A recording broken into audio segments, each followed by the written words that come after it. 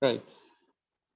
Hi there, this is Mary Currick with Frontrunners Innovate. And as you know, we do like to bring people to you from around the world who are doing big things, who are creating greater good and impact wherever they go. And we have such a fabulous example of that right now with us today. So please meet UN Ambassador Fawad Ali Langah, if I said that correct.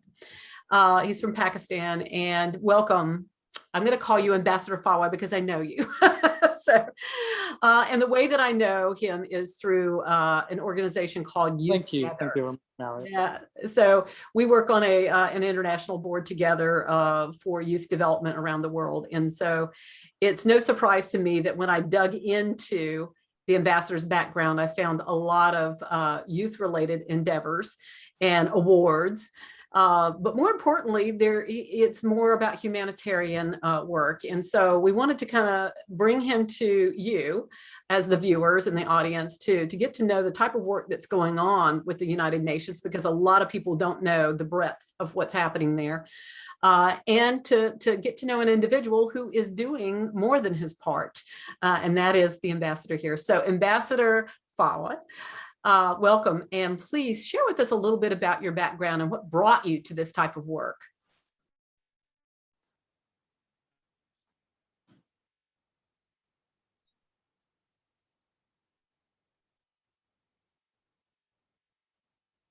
Thank you very much, first of all, Mary, for giving me this opportunity, because on not very often, but on a very rare occasion, I've got a privilege to tell the people about myself, like where did I start, what I'm doing, and what is my vision to move ahead.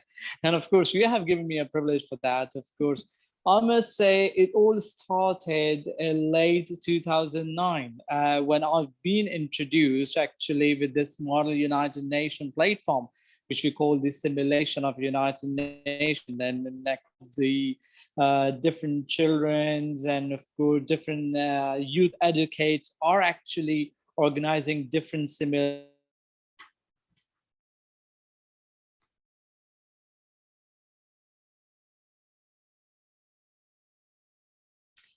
So we're experiencing some lag time forward with the connecting point. So we're just going to hope everybody can stay with us while we work through these things. Yes, I'm here. I apologize because I mean, I don't know, there's some problem with the connection of just fixing that, but I guess now it's stable. So where was I? Like, so it all started in late 2009 when I've introduced with the Small United Nation platform. And time by time, getting into the different conferences and get to know more in deep about the United Nations. So actually that time I was pursuing my bachelor's degree in telecommunication networks, like IT degree. So that's a huge way, that's a different way, like opposite side from IT to international relations. Yeah. So, and then I found myself after pursuing first year of my degree, I said, I think I'm not a right person who are actually born for the IT field. I think I have to switch myself to another thing, which is I'm more like into. And I found more pleasure and more good into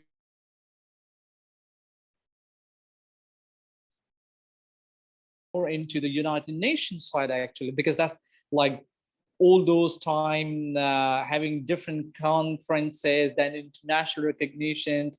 Then still I said, let me drag it. Let's see how this is going, because people are going to start laughing, because, you know, on some occasion, the society does have the taboos. The taboos, it says like, why did you get yourself into when you don't like it? So such thing really influenced on my mind at that time. So I was keep dragging myself, but simultaneously, I was doing with all my conferences, doing different social working, humanitarian work. And like, I know that one day maybe it will click to me. So fortunately, after that, yeah, it does, of course, it does. So when I dragged myself, finished my, instead of 4 years, but 5 years of my bachelor's degree, I've applied to the different university in London to get more myself into the international relations side, because that time I said like, now I'm quite mature in this model UN field. I think I will be able to satisfy myself and survive myself rather to just to keep dragging myself into the IT side. So before I just jump into the IR, in 2012, the biggest thing what I've came across is actually I was only Pakistani student in 2012, which has been selected and been invited by the United Nations headquarters in New York to attend their 15 days first Model United Nations workshop at New York headquarters. That was the biggest achievement that I found it. And I found more myself comfort, like I think I'm on the right path because the recognitions are coming, the achievements are coming, people are satisfying, parents are more delighted that yes, I'm getting recognitions and all those things, and then so on to that. Even on the same year, I've been appointed by the Geneva House, called the Geneva International Model United Nations. I've been appointed as the trainer for the OIC, Organization for Islamic Cooperation, where I've trained about 65 youth delegates who were simulating the OIC actually. So that when I come across with these biggest achievements, then I said, I think I'm on the right path. Let's go for it. Change the field from IT to IR, drag myself, jump into that. And fortunately, I was lucky enough. I've done my master's degree in international relations from London, Middlesex University, UK, in master's international relations. On top, I did 2 certifications. One is in public policy economics from University of Oxford, and the second one from University of London in global diplomacy. So this is how it works actually. So this is how I drag myself. Then I keep jumping into the different humanitarian side. Doesn't matter profit or not profit, just try to get myself where I can utilize my skills, where I can help the people. Whatever I've been blessed with, what I've earned for investing myself, wherever at that time, doesn't matter whether I've been paid, doesn't matter I will not be paid. At least what I have been earned, I should have to give to the society. I should have to give to the others, so at least they could come up with it. And that is the reason, like I do share my own life experience with different students while counseling them. Like, see, I mean, people who thinks that they cannot drag themselves, they cannot like somehow trust on their abilities. They think like whatever they have choose, maybe they took a wrong decision, but they are still not surviving. They are still not satisfied, but they are keep dragging. No, not at all. I must say, I'm the biggest example for that, because Model United Nations, when I've started, it became my passion, which I changed them into my profession. And today I'm also known as the recognized consultant and the trainer for Model UN across the globe. So I've changed my passion to my profession. And today I've got another things to get myself surviving across. And that actually leads me to become, after the 13 years of struggling, debating, traveling, and now became the United Nations diplomat under the Federation International Gender and Human Rights, just about like a month before I've been appointed with this position. So that's the whole story and the whole struggle of 13 years. I'm going to ask you a personal question. How old are you? Mary, guess about it. Come on, take a guess. How do you think? 20? More 32. That. Like, I mean, last month, 7th April, 10 to 33 actually. Oh, wow. You're so young, but you hit your path early in life. And even though you were heading into a different direction, you were pulled. You were pulled in a certain direction. And it was because whatever was in you, I think, had the heartbeat for it in the first place. You already had the heartbeat going in that direction. Yeah, that's the case. And even Mary, even before jumping to the IT field, guess what? I was supposed to, I had a dream to serve the defense forces, to be the Pakistan Air Force GDP pilot. And eventually I've been selected for that. But at the end, I've been screwed out, doesn't matter. So there was like a bit ups and downs of my career. But at the end, what I'm doing, I'm satisfied. I'm serving my nation. My parents are happy. My missus, my children are happy what I'm doing. At the end of the day, I'm getting and I'm running my house, and I'm satisfied with that. because whatever I've thought, whatever is my passion, I am actually doing what is my passion into that. You're contributing, and it shows. You can't hide that smile that you're just emanating off of the screen to me. You're just Yeah, of course, you can't it hide does, that. it does. That's Of course real. not. You know, you mentioned the Federation. You also carry some titles with some other entities. Tell us about the Institute of Peace and Development, what that is, and how they granted you also the title, His Excellency and Ambassador. So tell us a little about that. Certainly about that INSPED, like Institute of Peace and Development, actually. In 2019, actually, there was a Sheikh Zayed conference in Dubai. So in Sheikh Zayed conference Dubai, they always put the nominees, they entitle and give the Sheikh Zayed Peace Award. Because of my all voluntary work, and we Pakistani nation, we Pakistani country work very hard against war against the terrorism. And if we go also, like, I mean, having the green passport, and it's now the things has been changed, but I'm telling you earlier, of course, they think this is something really bad. Unfortunately, the image of my country was not very, very good, even though after 9/11, I would say that. Yeah. But slightly, time by time, the image has been better. Our nation, our country had been working very hard at fighting against this terrorism. And believe me, so far I've traveled more than 25 countries just because of different UN projects, different UN conferences and United Nations conferences. What my merely focus is, I am actually the representative of my own nation. Whatever I am behaving, the way I am, you can say, giving the hospitality or showing myself, at the end of the day, it shows my nation, my country. So always try to be showing the greater and the better picture, what is the actual of my country. And that is why I've been nominated in 2019, the Sheikh Zayed Peace Award, and I've been awarded as the most prestigious award known as Sheikh Zayed Peace Award in 2019. Once I've got this award, then I've been nominated for that Institute for Peace and Development, and then I've been entitled to be the Peace Ambassador as well because of my traveling and, of course, portraying my country image as the peaceful country across the globe.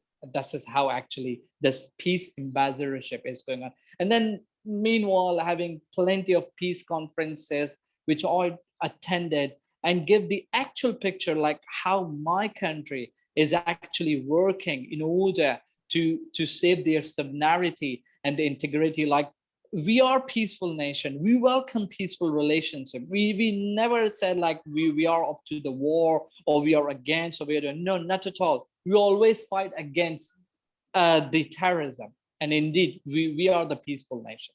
This is how actually. So that activities actually clicked, and they have recognized my all achievements, and the blessing has came from the God, and I've been nominated as a peace ambassador, I must say. You have been blessed in that arena, that's for sure. Indeed.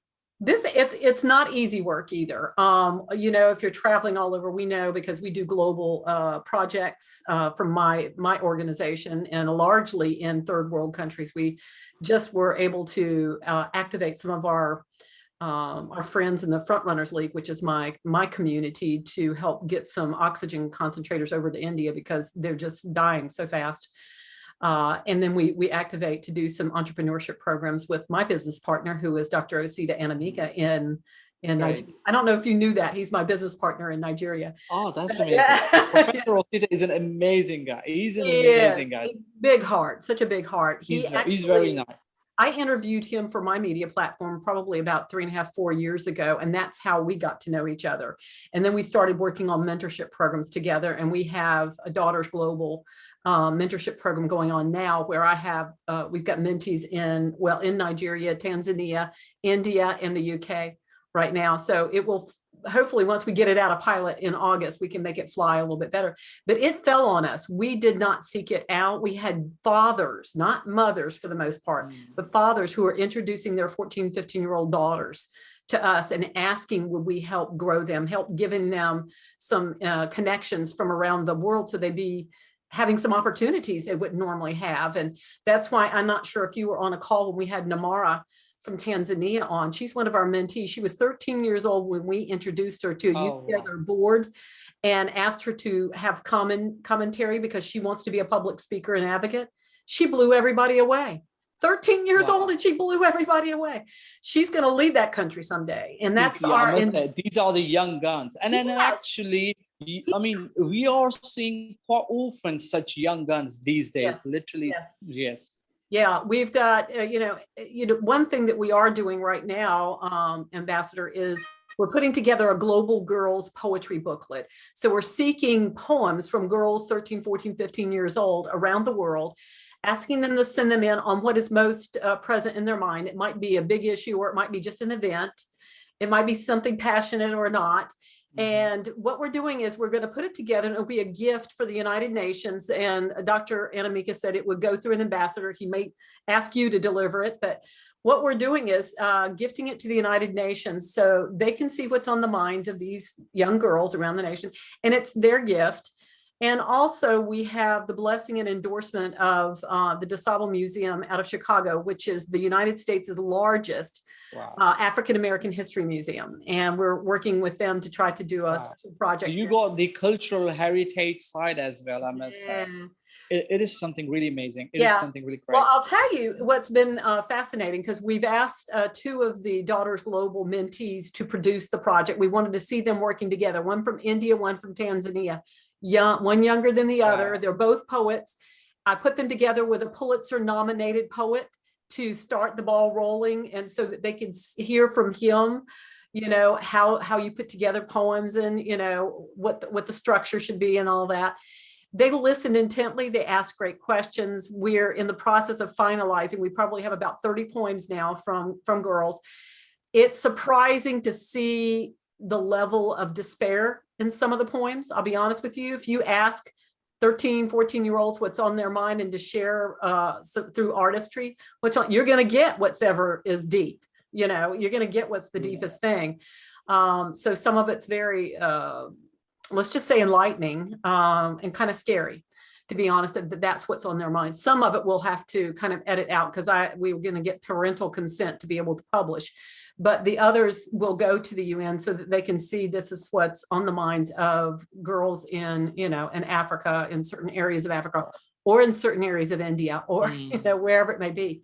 That's cool. So that's kind of our aim there. So we're aligned with the whole idea of, you raise global citizens, you're going to get global citizens, and that's what we're all about. From your story now, so where you're seated right now, what are the projects you're working on that are most priority, I guess, right now? Well, of course, the biggest priority for me, of course, is the biggest responsibility, which I've been just blessed with, that to be the UN diplomat. And indeed, it was like a dream comes true. But as it says, like, big power comes with a big responsibility. And you have to be more check and balance, giving more priorities into that, somehow pause all different activities and more concentrating, because at the end of the day, your passion has become your profession, fortunately. So you have to work on to that. And of course, policy making is one of my core area, and I like to make the policies into that.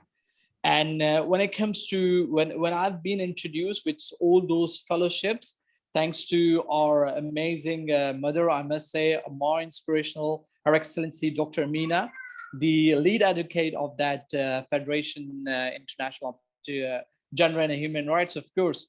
And I've been introduced with her quite a long time, but then, of course, came out with the fellowship, and did almost about 1.5 year fellowship, which is about to creating 20 and 21 say. So being a male in a society, giving the right to the women, giving the voice to the women. I just self to let's work on to that. Let's work on such policies which gives a great comfort to the women, to the lady, to the sister, mother, and to the wife as well. Indeed, I mean, something, but literally I really enjoyed, and I feel was the one who made a great policy for the 2022 and with the great maternal crisis policy, which we have different NGOs. We talk with different frontliners during the crisis like this COVID-19. So it was a very long period and very enjoyable, which I've learned. And at the end of the day, the blessing comes into that. And now I've been appointed the United Nations diplomat under this fighter. So my area now actually pertaining to the Pakistan side is to be more responsible on the behalf of the United Nations to work on such areas where our Pakistan country is actually lacking into the maternal crisis plans or maternal crisis policy. Okay. We need to move into the regulatory affairs. We need to somehow emphasizing and urging all those areas which our medical system, our medical institution are actually lacking in order to cope up with this certain situation where a mother or wife or lady does face when it comes to the pregnancy issues actually. Especially when you talk about the remote areas or the rural areas or suburban areas actually. And then bearing in mind, we do have the issue of the ratio or high ratio of the poverty, unfortunately. So what we are actually moving focus is to get ourselves more into the deep, more based, and get our people knows about the basic human rights actually, and then jump into the gender equality. So this is how actually we are first planning into that. We are going to take the ministries on board. We are going to take the different educational institutions on board, different non-profit and even the profit organizations to make them aware about itself, the gender inequality, as well as the basic human rights. That is the first mission for us, being an ambassador of the United Nations under the mission of the Pakistan for the fighter, that is FIGHR Mission International. So it's a long plan. And I've just finished about 6 months planning. And the base thing is actually to first to take all those decision makers, all those regulatory authority on board with us and to make them aware about like, this is something very needed. And this is what our society does need it in order to recognize, in order to give the empowerment to the women and to recognize their efforts and their work as well. And then that's more into the health-sided and medical sciences related as well. So that's what we are actually working and we are tying up with the different ministries. And large order of business.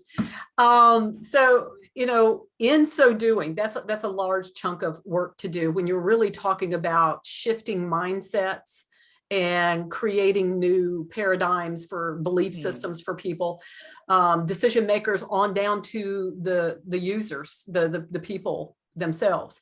Of the medical system and whatnot, then you can make room for innovation. When you can get the mindset shifted all the way around, then you can make room for solutions. You make room for innovations. It does. And in fact, one of the biggest issue right now is the aftermath of COVID-19, unfortunately. It actually brutally destroyed the medical system throughout the world, not particularly to the Pakistan, I must say, throughout the world. But I believe as the SDG educate, as the SDG trainer, I would say, these amazing 17 goals, which I always teach to my students as well. And whenever I've got a platform to speak about the SDGs as an SDG educate and the trainer as well, I must say that the governments, the countries has to put forward more investment on these amazing 17 goals. Because now the COVID period is over. We got the vaccinations. We can have the vaccination. We can start working on to that, no doubt. Things are getting better, slightly getting better. Hopefully we'll be back in order, but it will take time. Or perhaps we have to adopt this, unfortunately, COVID-19, just like polio, just like HIV/AIDS, unfortunately. But at the end of the day, we have to progress. And the best framework and the best footstep for us is to adopting the targets of the SDGs as well. Yeah. That is what I believe. So that is what I think as the SDG advocate. Like if we invest on amazing targets and those indicators, I'm sure we will be able to be back in order our GDP, our economy very soon, very quickly, whatever happened like aftermath of this COVID-19, I must say. That's a good thing. And one of the key thing which I just would like to share into that, like I am actually working on the proposal for my PhD, because it is one of my dream to be the PhD. So being an IR student, I said like, let's jump myself into the SDG side. And then I must say, fortunately, thanks to the COVID-19, God forbid it was even the curse, but it actually gave me time to research, to work more about SDGs seriously. And in the duration of about 1.5 years, which is just like about the COVID period, of course. So I have managed to find myself like, I mean, I'm in love with these SDGs, seriously. I'm in love with the SDGs. And even this COVID-19 have given me a very good topic to work more areas, to give more enhancement to the SDG, is to revising and reaffirming about the capacity building and capacity development. Mm-hmm. Because we have witnessed very brutally this pandemic has violated the capacity building, the capacity development, unfortunately, like about the health system, the development system, the education system, unfortunately, and the economic, I would say. So that's what I have chose my research work for my PhD to. I think let's revise and reaffirm those specific goals of the SDGs in order to support the capacity building and capacity development. So let's see, I'm putting my application into the different university, and hopefully, I'm sure very soon I've been accepted, and I'm going to be a PhD candidate very soon. Yes. And that's how actually it works into this. Again, the passion works into that. Let me ask you this. When you make application for your PhD, do you have to go ahead and give them a theme of a project or a program that you're doing? I usually at this stage, I'm inquiring about different universities, because there are some universities who does with the PhD, and they are in a large way who are actually not much into that. So I'm actually digging those universities who are working, who does have the centers and institutions work for the SDG side, where I can put in my application and telling like, this is my area of a topic. And now I seek the guidance, I seek the supervisor, where I can somehow prepare my research work under the supervision, giving my learning, giving my expertise and exposure to them, and work on to that area, I must say. And maybe I would say, Mary, with your platform, maybe I've been approached with by any of the I can tell you right now, we're on this. Seriously, I would say like I will be humble with that, seriously, because I believe this is the key area that we have to work. And then eventually, I must say, maybe we have to come up with any goal X, something like that. It could be the pandemic goal, because what we have observed, these pandemics does come every 100 years, like a 1 century. So the mankind and the human beings need to be prepared themselves now. So it could be a goal that could be introduced, which only be triggered when unfortunately such goals does occur, I must say. So it could give a less you can say loss of the human life, and of course the loss of the different countries, I must say. Yeah, I agree. I have an idea for you, so we'll talk about that after the, the recording. Sure, of course. But of course. let me ask you this very pointed question. Who do you need? Who do you need to meet that will help you move forward with the work that you're doing now? I must say those people who are more into in this area, because the same like-minded people will do better things rather to explaining someone else who doesn't know, I must say. So if the people who are actually doing with the same area I actually seek their guidance and I actually seek their expertise in order to enhance my learning and my knowledge and to share my expertise and myself. Anywhere in the world? I don't mind any gender, any race. I'm a very globalized person, very I know you diversified are. person. Ask. Yeah. Wonderful. We're going to help you get that message out there. You're terrific. I love you. You're the, you know, Thank you, I'm so Mary. glad that we serve on a same board together and that I was able to Indeed. get to know you. But I, you know, just listening to you talk the few times that we've been on a board meeting together, I just thought I need to get to know this gentleman more and kind of bring his story out. I just sensed there was a story going on, and what a great story. I love it. I'm honored with that, Mary. I'm Yeah, honored this with is great. Well, I look forward to keeping up with you and finding out. I know that the PhD thing is happening. You've already launched that rocket and it's up there, it's going. Yes. So Indeed. yeah, that's happening. Where we think that we can be most help is connecting you forward with some of the people that can help you move what you're doing forward and get your Pakistani story out there and help you with the mission that you have right inside of Pakistan of changing some mindsets and creating, I don't know, let's just say a movement, if you will, of what needs to happen in your country, because I think what you're talking about is going to require something on that scale. To me, it needs to be a movement. And I've got just the person who's done something like that in another country. So, I'll help you. That's great. That's great. Okay. That's great. So anyway, thank you so much for letting us spend a few minutes with you. If you'll hang on, I'm going to end this. We're going to drop into the description any of the links that Ambassador would like to share with us so that you can follow that. You can certainly find him on LinkedIn. So that'll be in the description if you're seeing this on YouTube. It will also be on our media platform, www.frontrunnersinnovate.com, where you can spend some more time with him and get to meet some other folks just like him who are making changes in the world that we need to make. So thank you, everybody. And thank you, Ambassador. We'll be Thank you, Mary. Thank you for giving me an opportunity for sharing my life. And I wish you good luck for that. And anytime, I'm always there. Whatever the best I can to do to serve the humanity, to serve my motherland, my world, of course, I'm always there to serve them. Thank you. Perfect. Thank you.